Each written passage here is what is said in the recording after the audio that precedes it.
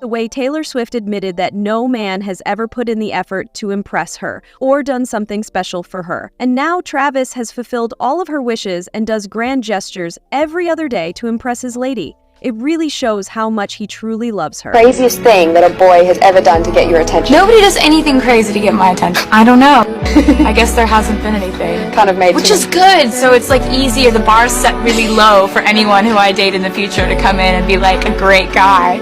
I'll be like, how, you exist? Taylor sits at her piano in her home studio, fingers dancing across keys as evening light streams through the windows.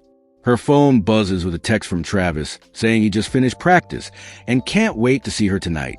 She smiles the kind of smile that reaches her eyes and transforms her entire face, because this feeling is different from anything she's known before.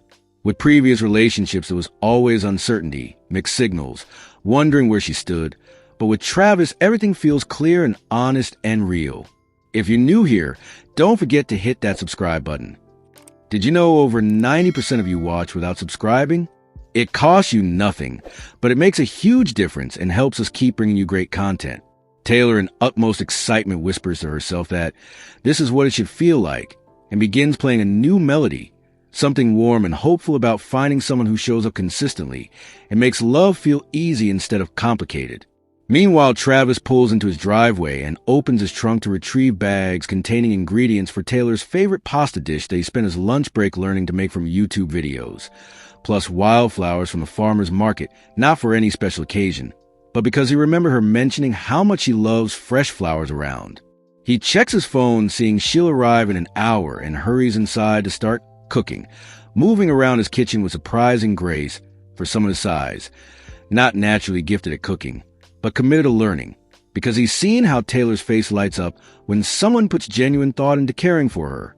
His phone rings with a teammate calling about weekend plans, but he lets it go to voicemail, because right now his focus is entirely on creating something beautiful for the woman he loves, remembering her stories about past relationships where grand gestures came with strings attached, or where she always seemed to be making more effort than she received. Travis stirs the sauce, thinking this won't happen on his watch, while Taylor drives over, her heart feeling full in a way she never experienced with her exes who either took her for granted or made her feel like she had to earn their attention.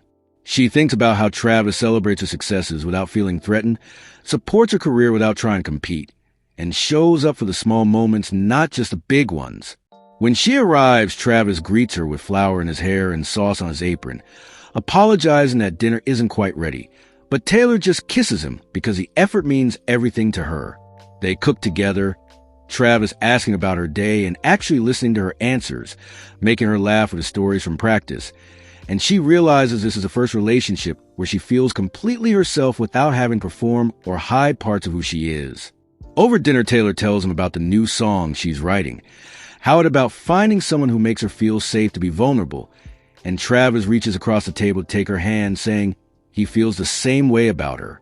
Later, they're curled up on his couch, Taylor's head on his chest as they watch a movie. John Hughes movie, and he was just like standing outside of my window with a boombox, just being like, I want to date you. Do you want to go on a date with me? I made you a friendship bracelet. Do you want to date me? Just come outside and meet me. Just meet me once. Just give me a chance. So I was like, if this guy isn't crazy, which is a big if, this is sort of what I've been writing songs about wanting to happen to me since I was a teenager. And she thinks about how different this is from relationships where she constantly analyzed every word and gesture for hidden meanings.